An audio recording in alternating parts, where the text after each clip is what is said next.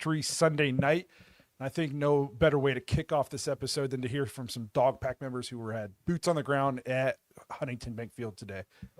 Guys, the game is done right now. The Browns did exactly what we wanted them to do. Quinshon Judkins carried the rock. Whether it was Wildcat or whatever formation it was, he did what he needed to do. He put 21 points on the board, and the defense is what they are when they're at home. Can't expect nothing more.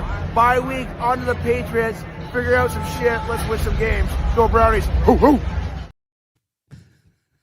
I love the enthusiasm. Good. I could have went to this game with Kenny, and I said, that's okay. I'll watch it from my couch. I know. Justin asked if I wanted to go with him, and I said, no, I have some other stuff going on anyway. But I was like, that did not seem like the kind of environment, although it would have been great to be there for a good win. Thank you to Kenny for sending in the video. It's always awesome to get some videos from the stadium on game day. We're going to hear from Kenny later. He left us a voicemail. If you want to get intros and voicemails on the show, head to thedogspodcast.com, tap leave voicemail in the drop-down menu. If you're watching on YouTube, please like and subscribe. Make sure you tap the notification bell so you don't miss any of the content that we're putting out. You can listen to the show on Apple and Spotify. You can find us on any of the major social media platforms. Just search at The Dogs Podcast. And if you want more Dogs content, you want to be able to maybe go get free tickets to rain games in Cleveland from Dog Pack members who have extra seats. That's what I could have done today. You want to have access to the private Discord. You want to play fantasy football with us down the road. It's just a good time for everybody involved. We've been adding some new members lately, and they just jump right in. It's like they've been here forever. So it's a great time for everybody involved. That's jointhedogs.com, become an official Dog Pack member. And if you see all these cool emojis in the chat, those are YouTube members. 99 cents a month. You can become a YouTube member, get the cool emojis in the chat. You don't really notice that you're missing 99 cents, but helps out the show a ton. So, again, you can become a YouTube member. Fun one today for the Cleveland Browns. They eclipsed not just 17 points, not just 10, 20 points. They eclipsed 30 points to down the Dolphins 31-6 in a game in which really all three phases played pretty well. The offense was still obviously not a juggernaut, but I don't know how realistic it would have been to expect a juggernaut performance, especially in the conditions we saw in the first half. It was raining pretty hard for basically that entire first half. And then once you have a big lead, if you're the Browns in that second half, and it became obvious the Dolphins weren't going to do anything against our defense, there's no point going out there and just chucking up balls. At this point, it's like win the game. You know what I mean? We're not out here to try to set scoring records. We're just out here to try to get a W. I saw an interesting stat in the Discord today that I think it was Kevin is 31-5 when he has a lead at halftime, and so he's up to 32-5 now. So if we can take a lead into halftime, and you're a Cleveland Browns fan, there's a good chance we're going to win the game. So I just thought it was a dominant performance by the Browns defensively. Forced 4 turnovers. It was a callback to that 2023 season where the defense wasn't perfect, but they were opportunistic. They forced turnovers. They got sacks. Like our rush defense still wasn't great today, but it was good enough. And then on top of that, you force the 4 turnovers. Well, 3 turnovers on defense and 1 on special teams. You get the big sacks. You put them in first and long, second and long by getting the big sack. So just a dominant defensive effort. They played with a ton of energy. The offense did what they needed to do. And then special teams coming out, they forced a turnover. We made all of our kicks. It was just all 3 phases. One of the best played Browns games really in a while. I mean, obviously we beat the Packers, but this was all 3 phases playing pretty well. Yeah, I mean, the Packers win was completely different because that was just a nothing till the very. I thought we were getting shut out until very close to the end, and then the defense made a big play, and it got things turning right toward the end of the game. This one was dominant from the beginning, and I see people still kind of complaining about the passing game, like you mentioned in this one, and we did the preview show on Thursday. We talked about this game all weekend, and what did everybody say the Browns need to do? Run the freaking ball. Give the ball a million times to Quinshon Judkins. Don't let Dylan throw it. So what did Kevin do? He ran Quinshon Judkins a million times and didn't let Dylan really throw it. And some people were upset about it. I don't get it. Like Quinshon had what, 17 or 18 carries in the first half. He had 25 for the game. Most of them were in the first half. They were just feeding him. And that's what we need to do. Like you said, the conditions were terrible in that first half. All you could do was run. They're the 32nd ranked run defense in the league. They're the worst defense against the run. So that's why we said, just run the ball. Don't overthink this one. They didn't. They did very well. I was actually nervous. I sent this out in the Discord before the game. Everybody was talking about how it should be like a huge game for Quinshon because of the weather. And I kept thinking, I feel like this hurts us a little bit because now like we already don't really have much of a threat in terms of a passing game. But if it's going to be rainy and muddy the whole time, there's definitely no threat of a passing game, and they're just going to sell out to stop the run. I just felt like the weather would be doing the worst rush defense in the league a favor, and I was worried that we would end up in 3rd and long, 2nd and longs over and over again because they're just selling out to stop the run, and we can't throw the ball because it's a monsoon, and it was just going to, it was going to limit us a ton. I was happy to see that we stuck with it. We just kept grinding away at it. We're like, these guys are the worst run defense. Even if we're getting stuffed 2-3 times in a row, we're going to give it to him a 4th time and a 5th time, and eventually he's going to break one, and it's going to be good for us. And then we saw it happen. Just break a 46-yarder, kind of open the floodgates. So I thought the game plan was good. I really liked I liked some of the play design today. I thought the screen pass to Malachi Corley was a very cool play. Kind of looked like it was going to be like a quick outside pass. Instead, you get him coming underneath the lineman. I liked that play. I liked the Wildcat just getting the ball in the hands of your best player. I was a little nervous because of how rainy it was. You have a guy who's not used to taking snaps, and he bobbled one. Yeah. But I mean, you gotta, I guess, as a coach, you trust your best player on offense to go out and do best player things, and that's what he did. So I don't know. I liked it. You saw the defense be really aggressive. We don't blitz a ton. I think they kept talking about on the broadcast. We only blitzed like 4 or 5 times, but we chose those spots nicely, and forced them into bad situations, into turnovers, and then we were able to get home with 4 guys a bunch today, which is why you don't have to blitz a ton. So I just thought it was a great game, and I guess obviously it's the Dolphins. They're bad. There's no excuse. This was my takeaway, and I said this is the Dolphins are what an actually poorly coached team looks like, because there's no reason for them to be that bad.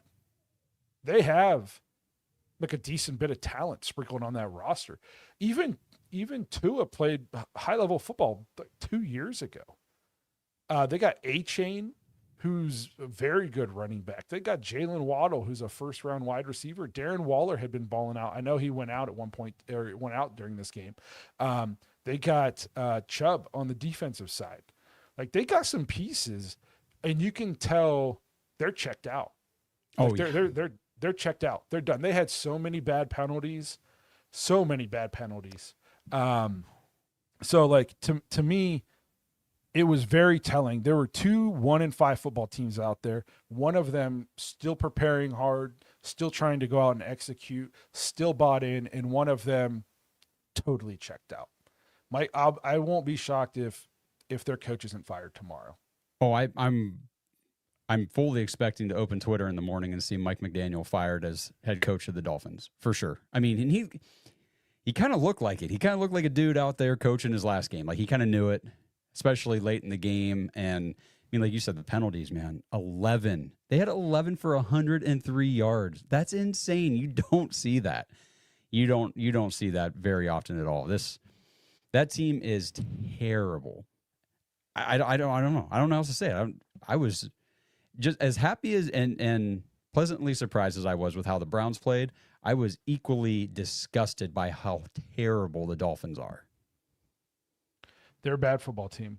And it's just, it looked like both teams were 1-5, but we did to them like what good football teams are supposed to do to bad football teams.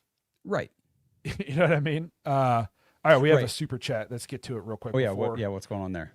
It says, serious question. What has SS done in career that makes everyone think he's automatically our QB saver? Don't believe he had a big time W in college. Well, this is way off topic, but we will address it since it's a super chat. I think people just saw Shador take a bad Jackson State team, make them good, go to Colorado, take over at the worst Division 1A college football team in the nation and make them relevant. Took them to back-to-back bowl games with pretty much him and Travis Hunter. So obviously there's some Shador fans out there that are just, you can't reason with them. He's God's gift to football. But I think there's things to be excited about. I want them to put Shador in. I know we're coming off a win. And honestly, if the defense gets a stop in London, Dylan Gabriel's 2-1 as a starter, and we've won 2 of our last 3 games. But I'm ready to see Shador come out and play, because despite the good that we've talked about, the offense was limited. There were a couple plays today by Dylan that I was just like, what's he looking at? That's a second half whenever it wasn't raining quite as – I mean, it was still raining, right, in the second half, but it just wasn't like it was in the first half. I can't remember from the broadcast. I think it wasn't raining at least as hard, at least from what I could tell. Okay, you guys in the chat who were there, chime in on this. So the second half, the conditions weren't how it was in the beginning of the game, and we did see the Browns try to go downfield a little bit a couple times, and just doesn't look like Dylan can make the throws. I mean, if we're going to have that conversation about Dylan right now, we might as well just go ahead into it. But I like what he can do as far as a game management perspective, which is what you need if you have a backup. You got a guy who needs to come in and spot start and try to get you through a stretch while your starter's on the shelf or whatever. He's not a starter, though. Like, he's not a long-term answer at the quarterback position, and I think that's clearly evident. I know a lot of people say, well, we haven't turned the ball over in 3 games. I know, but last week we should have. I know should have and did are 2 different things, but come on, he threw like 5 or 6 passes that were clearly interceptable. They just didn't happen. So it's Aura says Dylan's throws look ugly. And that's what I was going to say. And when he throws like a little underneath route or like a slant or, a 10-yard drag or something like that, he throws it with heat and conviction. And I'm like, oh, that was a nice throw. That was on a rope. But he threw deep to Judy in the second half, and it looked like a middle school kid threw the ball. It just it didn't go anywhere close to where it needed to be. And they threw a flag, and then they end up picking it up. And I was just like, how is that the throw? And we've seen that all year.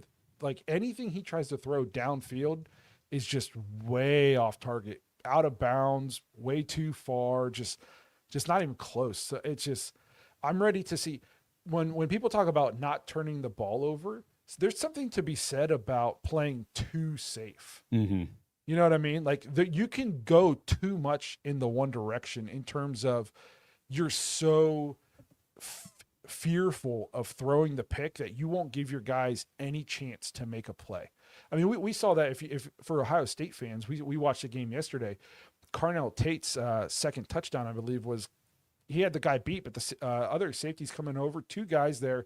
But Julian Sain still puts it up to where he can get it and lets his guy go make a play. I don't feel like Dylan Gabriel would make that kind of throw. Like, he wouldn't put it up high, let his receiver go up and high point and try to make a play. He'd throw a check down. Instead of a potential touchdown, we'd end up with 3 yards to 5 yards. You know what I mean? Just because we're just so terrified of the turnover. Obviously, you don't want to throw 5 interceptions a game. You don't want to throw 3 interceptions a game. But I'll take the occasional pick if it means that we're stretching the field, because by doing that, you open up everything else. The run game gets better. Your underneath passes all of a sudden are more open, and maybe a guy can get some yak after one of those. You got to have some threat downfield. You got to be willing to push the ball downfield. Oh, I agree wholeheartedly. I saw someone, I think I lost it already in the chat, but they said, I'm not a Shador hater, but, how come when he was on the practice squad, nobody tried to nab him? Shador's never on the practice squad.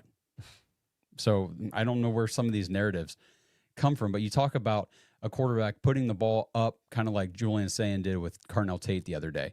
Well, that's a throw that Shador Sanders makes. We saw that in the preseason game against the Panthers where he had Caden Davis in the corner of the end zone for his first touchdown. He had 2 guys on him, and he put it up in the corner where only Davis could come down with the catch, and he did.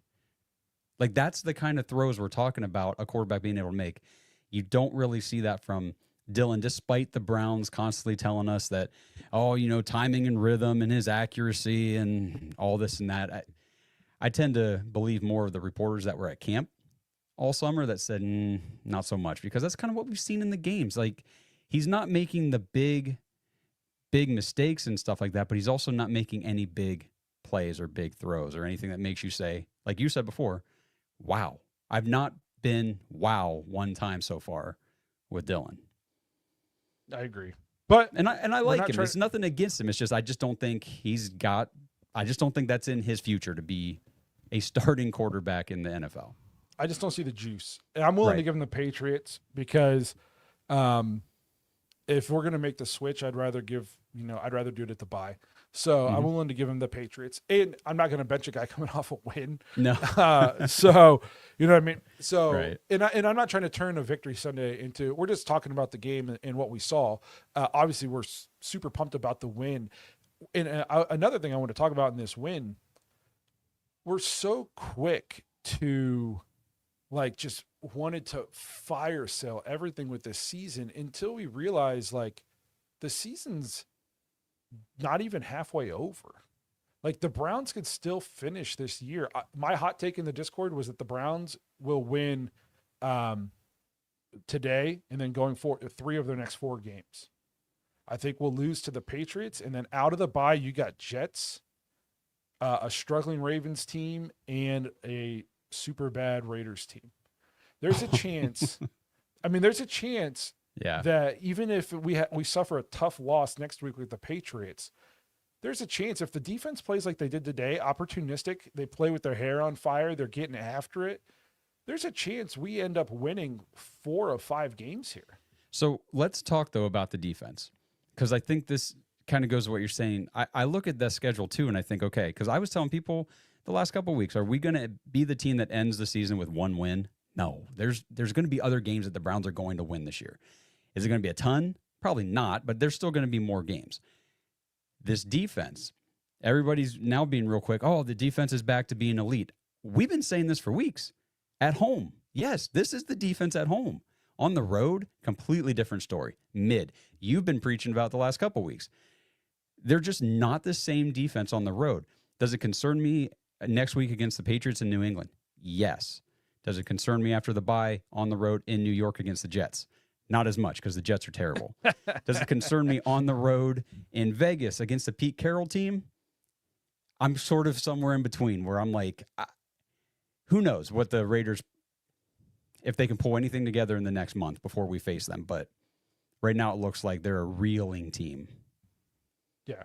It's I want to give a lot of credit to Miles today because I'm not going to lie, I was a little bit irritated with him a lot this week with just some of the media sound bites and some of the stuff he said after the game last week. I was just a little bit like, okay, Miles, I still love you, but can we be quiet a little bit here? But Justin sent us a video from the pregame when he was kind of giving a speech to the team, or at least just to the defense. And he was animated and he was fired up and he had he was getting into people's faces. He was doing something I don't see him do a ton. He's not typically, at least I'm not at the games, but I never think of Miles as the vocal leader for the defense. He leads by example in his play and stuff like that. And he came out and he had the defense fired up. And so I want to give him a ton of credit because he played really well. My favorite play of Miles today wasn't any of the sacks or the pressures. It was the play they ran to him. He was on the left side of the defense and they ran right at him. And he just essentially forearm in this offensive tackle's chest, just stands this dude up, stretches it out, and stops the run play. And I was just like, you're not supposed to be able to do that to an offensive tackle. He just one arm bench pressed this guy, this 300-pound lineman off of him, just like he was not even there, like he was a middle school kid, and made the tackle on the run play. And I was like, okay, Miles is locked in today. If he's stopping the run like that, Like he's locked in. So I wanted to give a huge shout out to Miles because coming off a week where he was kind of talking a lot and people were questioning the locker room, like, what's going on? Are people already starting to give up on the season? I think we saw today that's not the case. The defense was fired up. We heard Joel Petonio post game talking about Kevin was kind of like intense and in people's face on Monday, like laying out what the expectations were going to be. Like, we're not going to fold. And Joel said, like, he feels like guys kind of took that to heart and like they were bought in this week and it showed on the field. Good. I mean, that's the media in general has been, huh? You don't hear me anymore? Can everybody hear Josh or is it just me? I'm sorry, we're live and I shouldn't be doing this, but can you guys hear me? So you can't hear me. Did your earphones die? All right, Josh, you take over. I'll figure this out on my end live. Okay. We'll go live. If maybe play a voicemail or something. That's exactly what I'm going to do. While he's figuring that out real quick, talking about the guys that were talking in the media and stuff this week, the other one was Grant Delpit. And Grant Delpit was the one who came out and said, look, I don't even know what winning really feels like anymore. And that's kind of where that whole, wow, is this locker room starting to question the direction of the team and all that kind of stuff started to come from. And it's good because, like I was trying to say before he lost me there. So, yes, I can hear. We can hear you. Okay. You got me back or not? Yes, I'm back. You're good. Okay. The media in general has been super, super critical of this entire regime, the front office, the coaching staff, and everything more and more and more each week that we continue to lose ball games. And it's good. I'm glad to hear that he's been intent and getting people's faces, because you could be like Mike McDaniel, who looks like he's already folded. Like, I can't do anything with this team. They're gone. I'm gone. I don't really give a crap. That's what I got from Mike McDaniel today. Kevin, I'm glad. It was great to see them come out and just stick it to him and just keep sticking it to him. It was so good. But let me play Brad's voicemail real quick. Here we go, Brownies. Here we go. Let's go. We got that win. Hey, boys, guess what? Alpha Dogs, 2-0. Me attending games, 2-0. Let's go. It looked pretty good. Defense looked awesome. That was an awesome showing. Everybody's chanting. But Dylan Gabriel managed the game like we expected. No turnovers, which is great. And Judkins is him. I could see him winning Offensive Rookie of the Year. And, it was a fun time. Hang out with the Dog Pound guys. And finally, we get another win. Let's go. And we got a bye week, so we can't lose that one. Let's go, Browns. So him and Kenny both seem to have mixed up when the bye week is. Okay, I was going to say, am I confused? No, and I even had to double check because these guys both left voicemails on my list. I'm like, what? I really thought the bye week was after next week. And I'm like, okay, it is. So we play the Patriots in New England next week, and then we get the bye week. But let's talk about Quinshon Judkins real quick. Well, I mean, the 46-yard touchdown run is something I just wanted to highlight, not just because it was a 46-yard touchdown run, and you don't see those very often. You don't see those from the Browns very often. But this is a guy who, one, in the draft process, people questioned his long speed. Can he actually break off a big run? We've seen it a couple times now. One got called back against Minnesota, but we've seen it. And two, he broke like 3 tackles on that run. He was getting hit and slowed up and still had the acceleration to get to the sideline and get down the field and score. I mean, he's still outrunning people after he's getting hit. This guy, I mean, this is a home run pick. He's awesome. He's got plenty of speed. What I really like about him too is he runs so tough and so hard that he had 25 carries for 84 yards. And to be honest, like, we had tons of negative runs. At one point, I think he had 20. Like, if you would have take out like his shortest run and his longest run, he was at like 19 carries for 28 yards or something like that. Like, we had a lot of 1-yard runs, 0-yard runs, that kind of thing. But he's the kind of player that you just keep giving it to him and you wear him down and they get tired of tackling him, and he doesn't need much of a sliver to be gone. Right. And you saw that today. So he's an awesome pick. Maybe another one of my favorite things was Jerome Ford only had 1 carry. Thank goodness. Yeah. He They're so he learning. only had 1 carry. Dylan Sampson only had 3 carries for 8 yards. I don't know. Maybe did he have he had a catch for 9. I felt like he had more of an impact than that, but I guess it was only 4 touches. I think I was thinking about this today too. We've been so like upset with the Browns. We're playing so many rookies. Like I said, we're only 7 games in. Like, it takes time. Look at Mason Graham, Carson Schweschinger, Dylan Gabriel, Quinshon Judkins, Dylan Sampson, Harold. These are all guys that we're depending on to play for us. And they're in the first quarter of their first NFL season. Like, it's going to take time for things to click. I thought even today in the rain, we saw more play action rollouts from Dylan Gabriel. We saw him use his athleticism a little bit more. Like, he still wasn't perfect, but like you saw, it almost seemed like they gave him like a little bit more. And maybe next week he's going to have like a little bit more. And then maybe, 3/4 through the year, he's got a little bit more. I just think like we have to understand where the Browns are and know like you're not just going to go out there and throw your entire playbook at, 8 rookies and say, go figure it out and expect them to be good. Like we're in a rebuild and it's about developing. Everybody else talks about like, who have they developed? Well, they're trying now. They're trying, you know what I mean? And people are upset that it didn't happen on day one.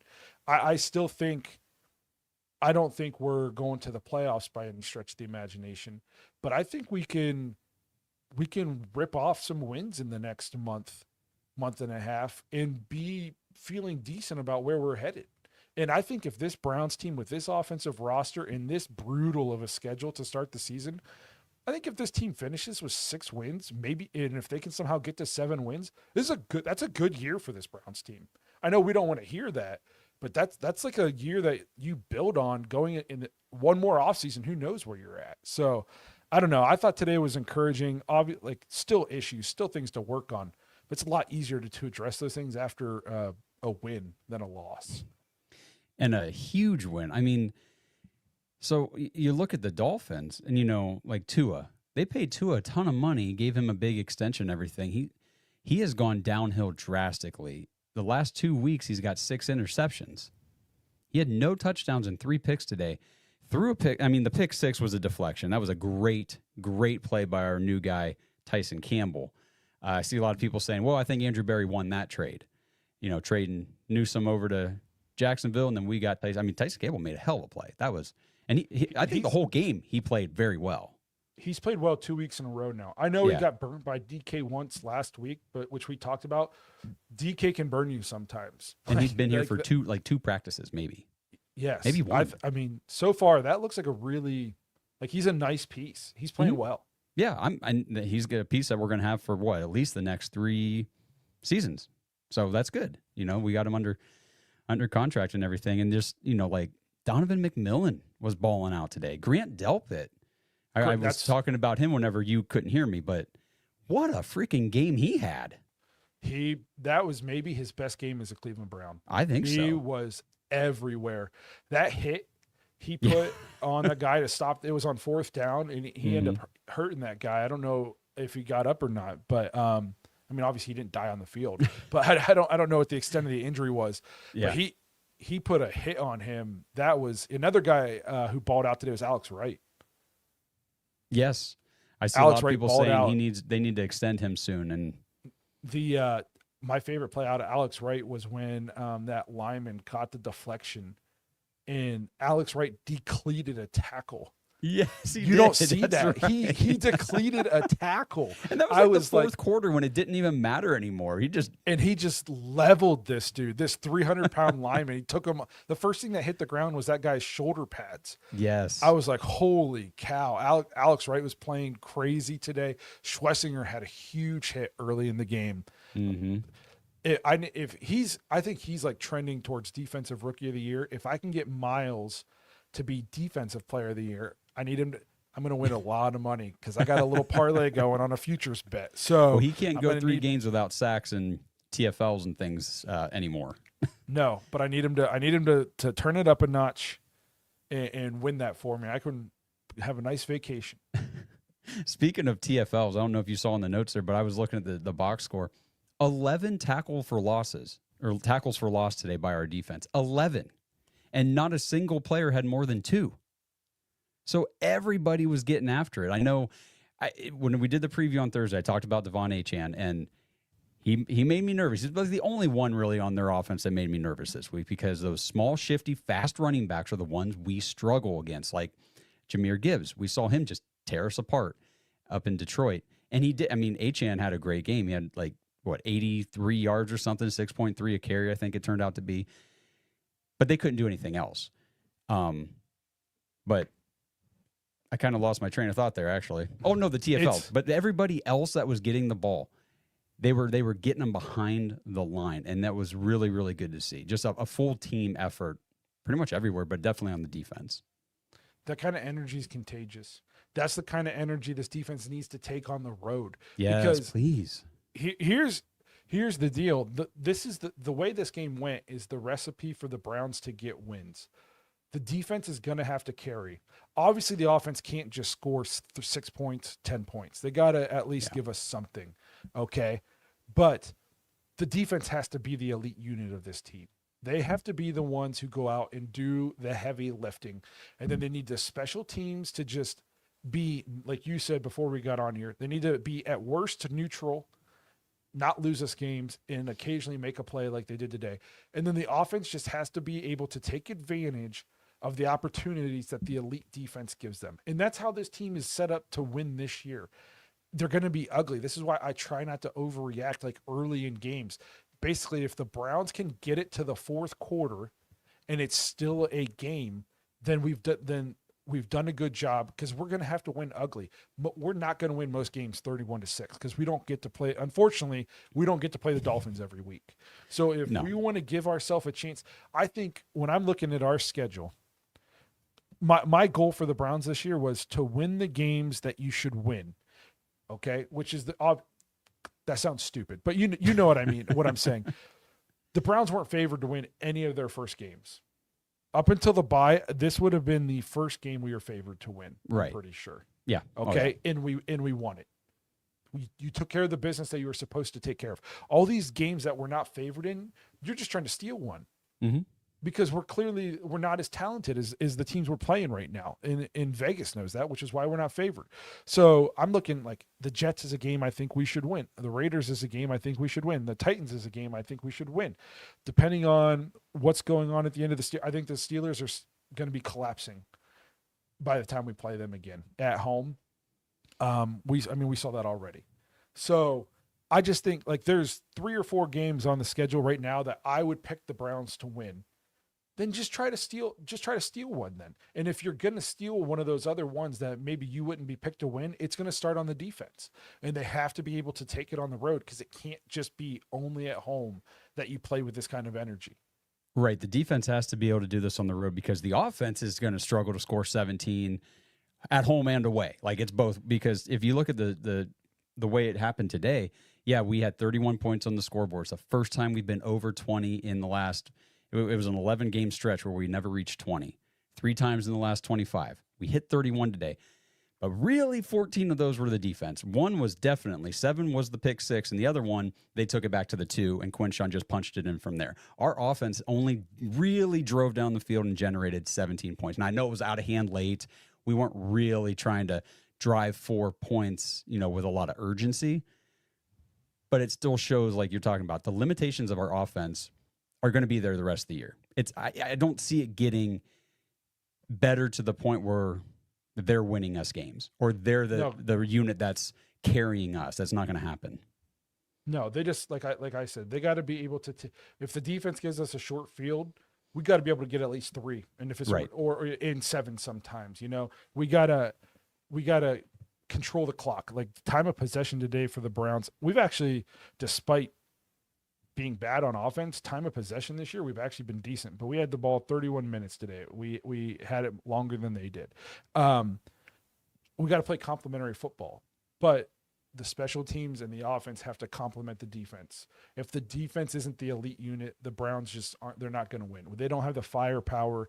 They don't have the experience on the offensive side of the ball to be able to go out and say, okay, you go win us the game. The defense, that's why I was so upset with that Vikings game. Mm-hmm. I know that the offense didn't do enough, but we had a chance to win that game with our unit on the field, the unit that we're supposed to hang our hat on, and we lost. And I mean, the defense was mad at themselves for that. Like, that's if you want to be the elite defense, that's the scenario you want. You want to be the ones on the field with the chance to go shut it out. Do we have another voicemail? Yeah, let me hit a commercial break real fast. Then we got a couple voicemails and some other things to talk about on the other side.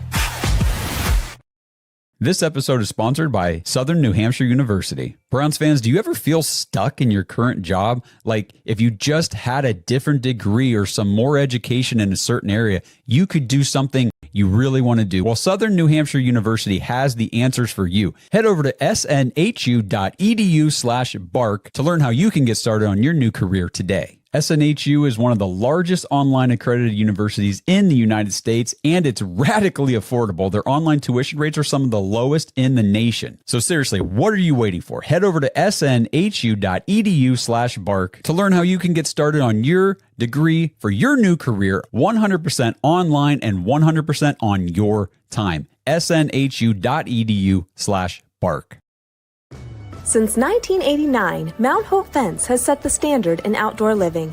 From decks and railings to fences and patios, we've got you covered. Our lineup features top brands like TimberTech, AlumaGuard, Preferred Railing, and Unilock, along with our own premium Duralux vinyl products. For over 30 years, we've partnered with contractors ensuring reliable job site delivery. Discover quality and excellence in all things outdoors with Mount Hope Fence.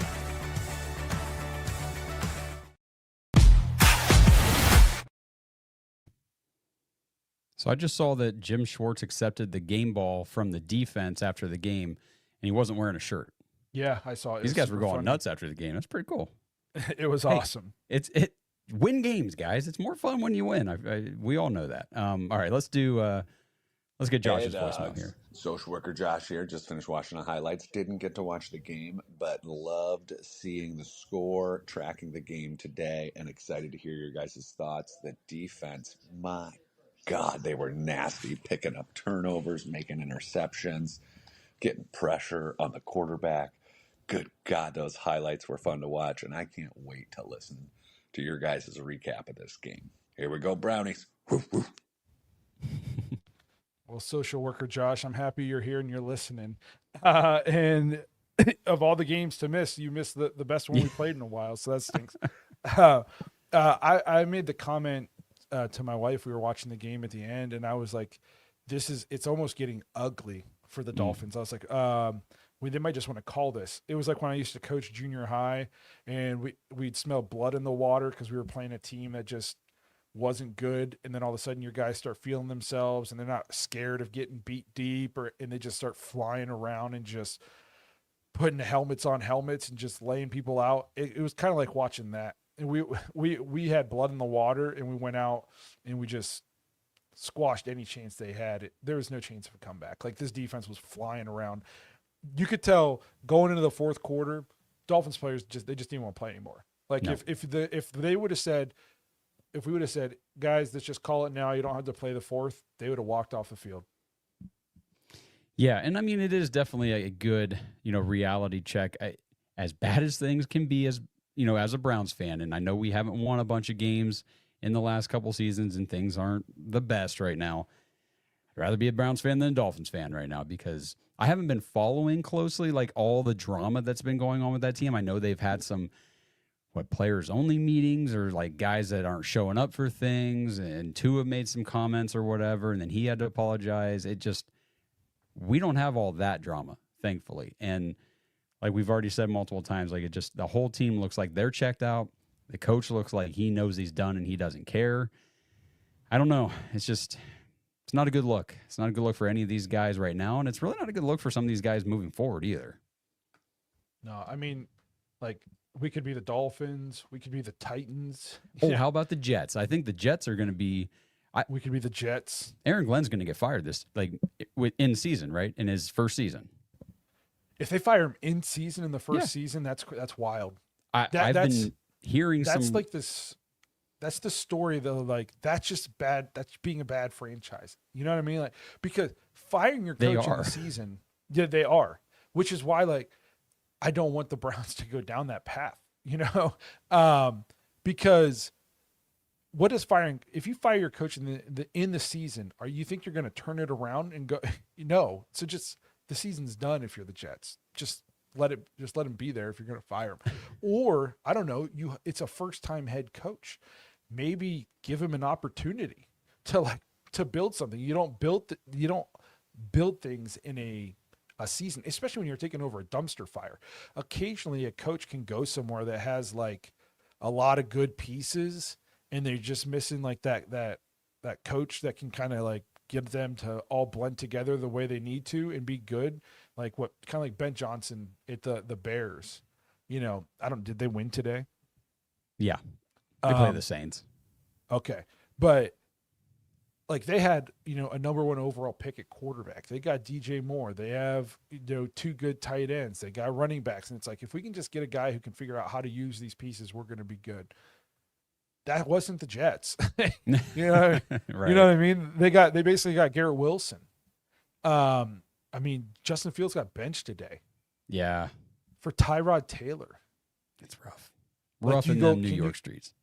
Yes. So like the grass is not always greener, people. I saw the list of potential head coach candidates that the Titans that was a probably bogus list. They had Matt Nagy on that list. I'm like, no, this isn't the real list. And then I saw a different one somebody posted today of like actual like who could become candidates by the end of the season. I thought that's a much more. That's I saw a better Arthur list. Smith, Matt Nagy, No. and I was like, oh my God, No. This is a bad time to be in the market. If That that's was the just list. that was for clicks, man. They were just trying to farm some engagement. That was ridiculous. Matt Nagy ain't never going to be a head coach in this league again. Come on. You would think that, but they like to recycle them. They do. But anyway, back to what this else? game. I mean, this game was Yes. this, and Miles said it after the game, and I don't know. Some people might have taken it the wrong way, but after the game, Miles said, this is great and everything, but one win ain't going to cut it. Like, we have to start making this a habit. And I retweeted that and said, this is exactly what I've been talking about. Yes, you guys won the game today. It looked great. Everybody played well, and we're going to enjoy it. We're going to celebrate it. But I'm not hanging my hat on beating the freaking Dolphins. Like, this is how that game should have gone. If you were any bit of a good team whatsoever, this is how it should have gone. You need to carry this now. You need to, and maybe we don't win in New England, but I don't want to see us get beat down like we've been getting beat down on the road. Go and make it competitive. Take it to the wire. Maybe pull out a win. Show that you can actually do this stuff on the road, and this isn't just, well, we can beat the snot out of these bad teams that are about ready to quit anyway. Okay, that's great that you won, but it doesn't do a whole lot for me in terms of, are you a good team? Go beat good teams. Obviously, there's no moral victories in the NFL. It's like wins and losses. Yeah. But the Browns, I would imagine, are going to be pretty heavy underdogs in New England next week.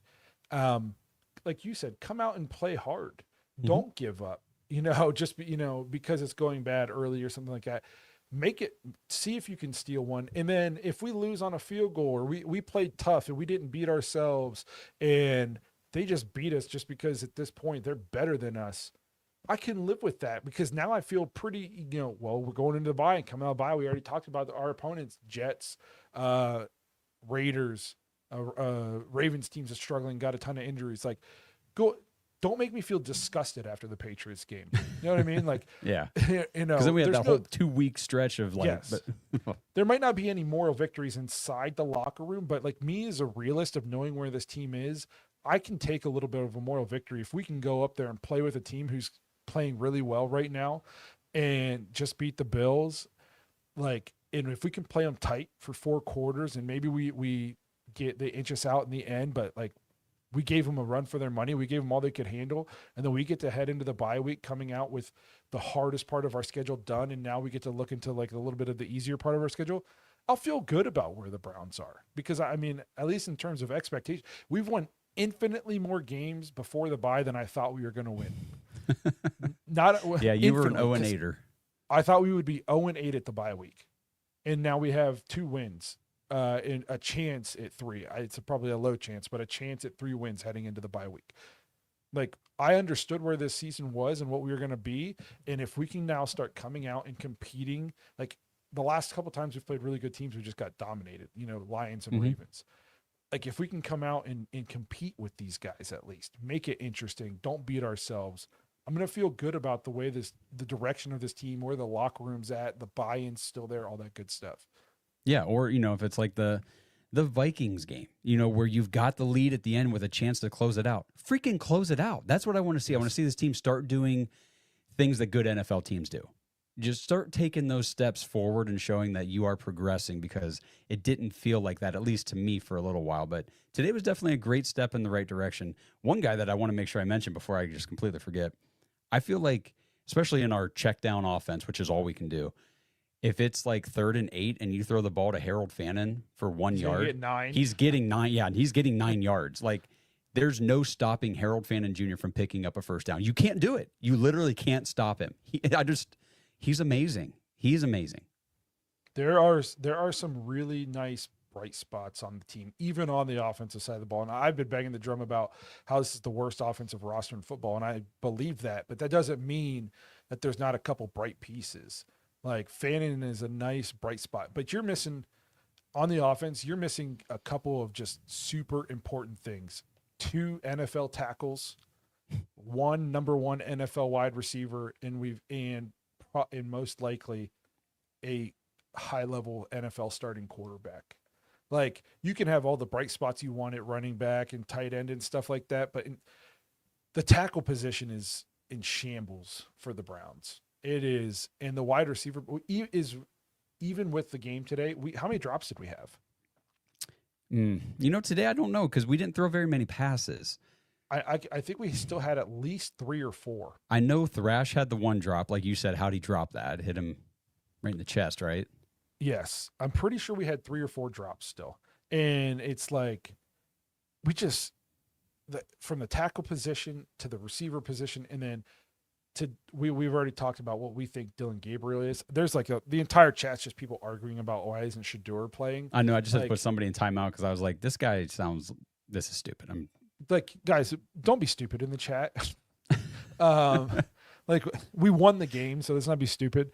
We talked about, I'm excited to see. I really do hope we get to see Shedeur sometime. I'd love to see him coming out of the bye. So I want to see us try to push the ball down the field. Will that open up anything? Does that open up the run game? Does that do anything to help?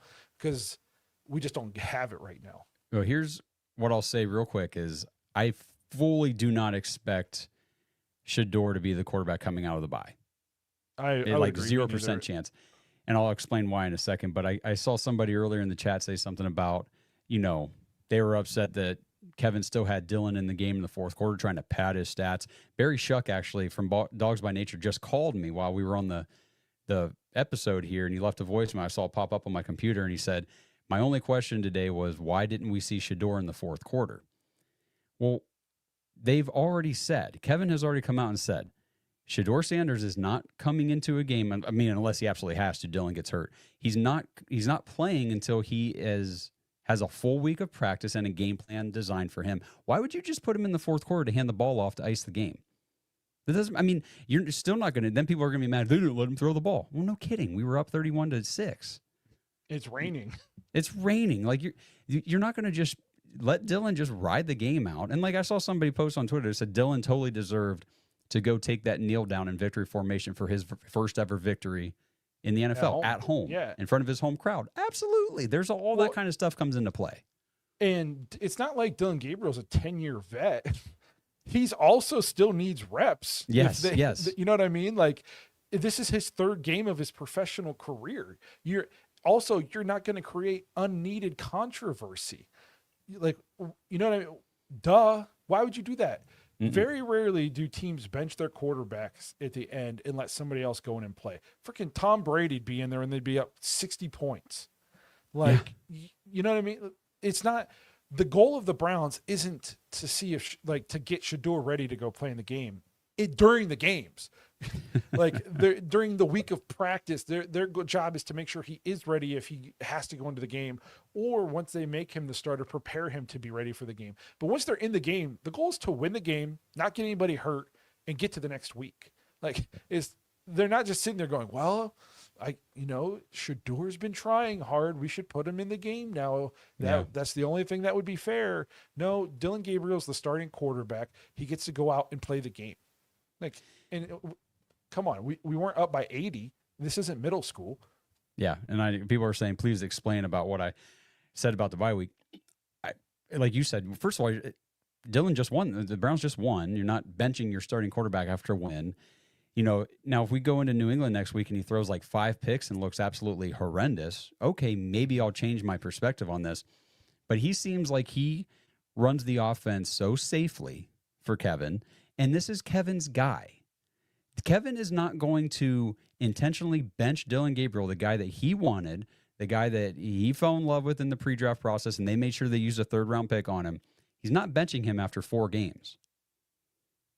Whenever he didn't do anything dramatically obvious that he needs benched. It's not going to happen. You said this before the season even started, training camp and stuff. Dylan's going to have every single opportunity to fail before they ever give Shedeur Sanders a chance to be successful. And I think that still holds true. They're going to give Dylan, I wouldn't be surprised they give him the rest of the season. And at this point, I'm sort of coming in.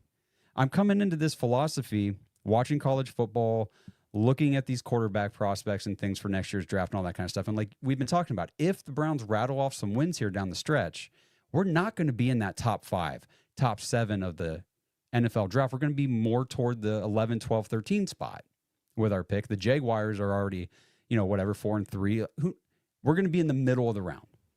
And I have not really seen, I know Fernando Mendoza and people like Dante Moore and some of these guys, Ty Stimson's starting to heat up down in Alabama. But I still haven't seen anybody that I'm like, I need that quarterback.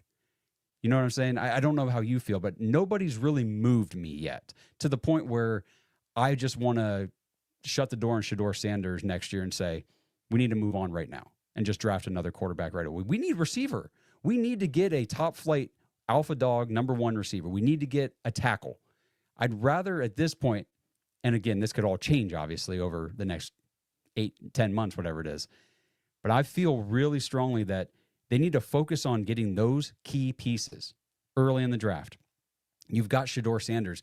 If he spends this entire season backing up Dylan, learning the nuances of the NFL, preparing for games and all that kind of stuff, he could be your starter next year, and maybe he could be the guy.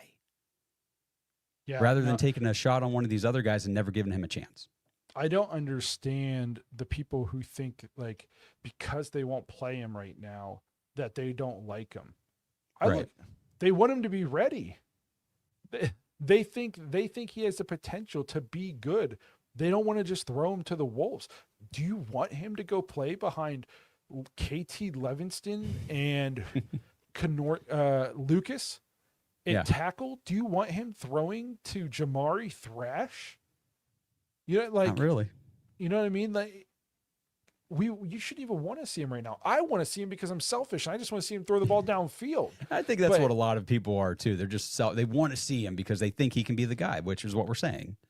But I'd much rather, as hard as as much as it might suck, I'd much rather when he finally does get a chance to play for the Browns, he's 100% ready to show and be the best Shedeur he can be.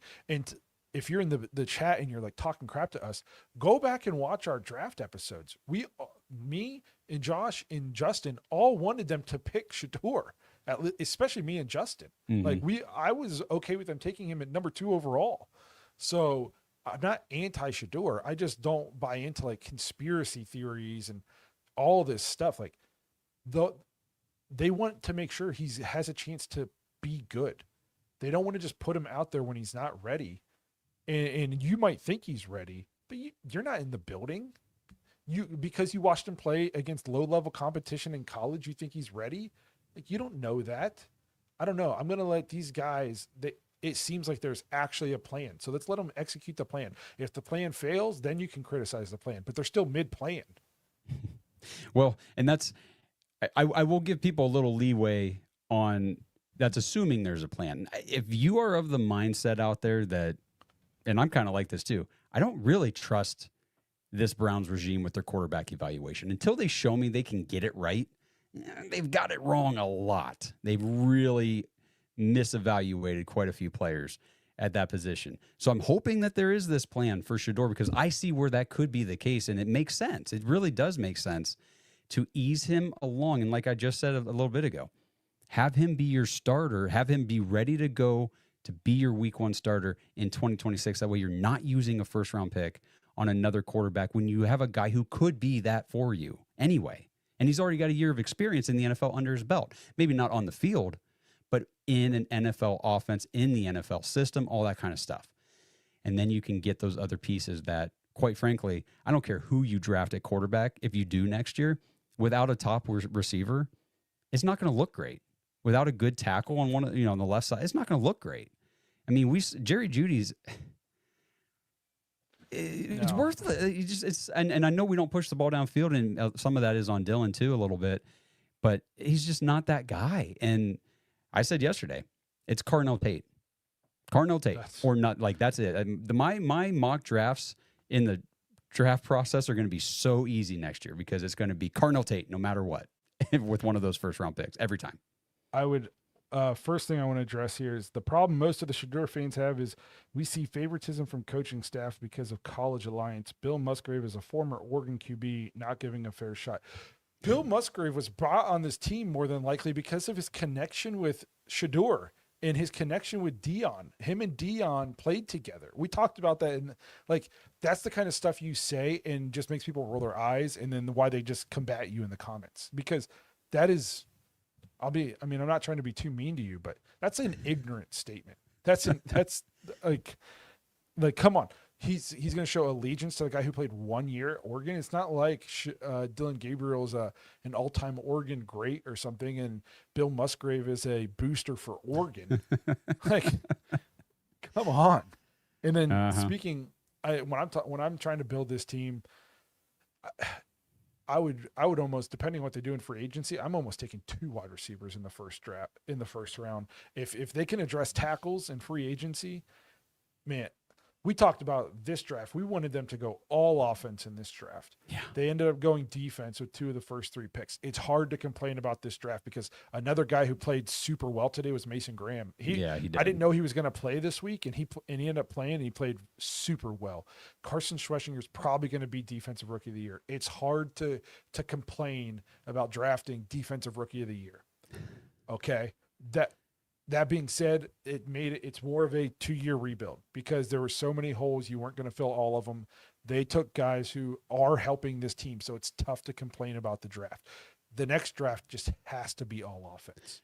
I know. We need to infuse this team with so much young offensive talent, so much more at key positions. Like Fannon's good young talent, Judkins good young talent. But as much as we love those, running back and tight end aren't necessarily like your impact positions per se on the offensive side of the ball. You need a tackle. You need an alpha dog wide receiver. We'll see about quarterback. Like that, you got to address those positions. Yeah, running back and tight ends aren't your positions that make the big dollars. It's wide receiver 1 and left tackle. Those guys make the big bucks on your offense, aside from quarterback and all that other stuff. But those are your key positions. And I've been saying that to people all weekend because people keep saying, wow, man, we need to try to get Caleb Downs. I'm like, no, I love Caleb Downs. He's awesome. I don't want any more defensive players. We did it last year. Like you just said, we took those defensive guys with our first 2 picks. That was great. It's working out. Kudos. Knock it off with the defense. We have got to finally start investing freaking high draft capital into the offense because it sucks. And I can't do this again. We need players. We need players. I agree. Do we have any more voicemails, or do we get to all of them? We can wrap this thing up here with Kenny real quick. Yo, guys, it is Kenny Mack, and I am still celebrating this big Browns victory. We had a fantastic day, and the Discord got together. We had Stacy. She had us covered. Literally, they had wherever they were tailgating, we did not get wet. And Peter R. came. Brad friggin' Moneymaker came, and Justin Charles came with him, and we had a fantastic time. But I got on there. Josh put me on social. I said, all we need to do is give Quinshon his carries, and that 32nd rated defense could not handle it. That's the Dolphins I'm speaking about, and our defense is who we thought they were. At the end of that game, we got 3, maybe 4 turnovers. I like what I see for real, guys, is this sustainable? Can you always win like that? Well, the Steelers can. And you know what? For all the shit that Gabriel's got to go through, that dude does not turn it over. He doesn't get it down the field, but maybe that's what the script is because our offensive line can't block for more than what that throw is worth, right? At the end of the day, I'm happy. We won. Let's go, Brownies. Ooh, ooh, ooh. First of all, Kenny doesn't always sound like that. I don't know he what does not was have going. a lisp. It's just the way it comes through on his phone, I guess. I love it when Kenny's got his lisp in his voicemail. That was awesome. Everything Kenny said was right, though. The defense played well. The offense, part of the reason we can't go deep sometimes is because we can't block. Other times it's there. We don't throw it to them. But the recipe for success, again, we're wrapping it up. Defense has to be elite. Special teams has to not screw it up. Keep making kicks. Andre Schmidt he's doing well. And then the offense just has to play complementary football to an elite defense. They got to not turn it over right now. They got to take advantage of short fields. They got to be able to run the ball, control the clock so the defense can get some rest, and then just try to win ugly late. And that's what the Browns recipe for success when they're not playing the Dolphins, because that they're a bad football team. I don't know. Like, this was 2 1-5 football teams. Mm-hmm. And you would have thought the Browns were the 2007 Patriots today. Sure. Yeah. Like, it was so, but we're obviously excited about the win for the Browns. I think for me, most encouraging thing out of this game was seeing the defense be fired up, but it was seeing a locker room. There was stark contrast to the two teams today. You saw one team, both teams 1-5. One team still came out, competed, played hard, executed a game plan, and another didn't have a ton of penalties, only 5 penalties today. Outside of the game where I think it was Levinston had like 4 or 5 penalties all to himself. I think the most we've had in a game is 6 this year. So, like, you're seeing a team that's they're more disciplined. The Dolphins had so many stupid penalties. They might still be getting penalties.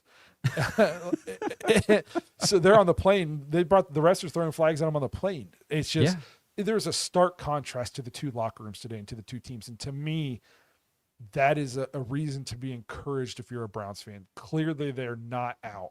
Like, they're still bought in. They're still playing hard. There's still a half a season of football to go with the easier part of the schedule coming up.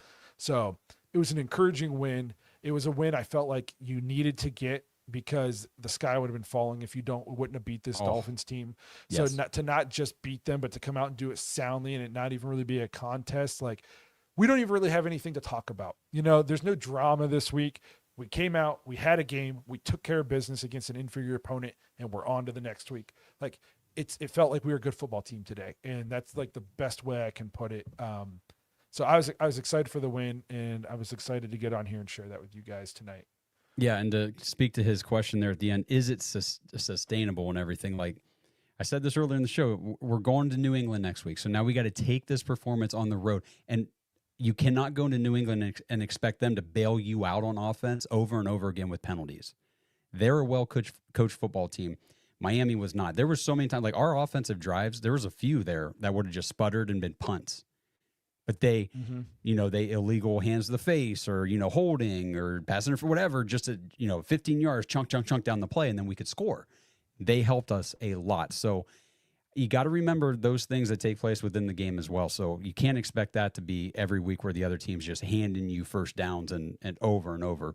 And defense just has to go on the road. You have got to go on the road. You got to play like this. I'm not saying you got to play like, or I don't want to see you play almost like this or close. You play like this. Do this. Yes. You don't. You say all the time like they're front runners. When you're at home and the crowd's pumping you up, then they're playing with their hair on fire and they're doing this stuff. Do it on the road. Let me see you do it on the road. We need to see that's what should be sustainable. Energy, right? The focus, the effort, that should be sustainable. Take it with you now. Let's build on that. And again, even if you don't come out and get the W next week, let's say we force it. Let's make it ugly. Let's turn it into a dogfight.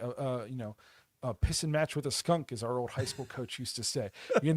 Like let's make it ugly, and let's give them all the scratch, claw, do whatever we got to do, make it an ugly game, take it to the fourth quarter, and then let the chips fall where they may, and just let's make it look like two good football teams playing each other, and then that's more to build on. That's Yep. more energy from the locker room. Like, okay, we're getting closer every week. We're getting closer to where we want to be. So let's see if that carries. But overall, super happy with today.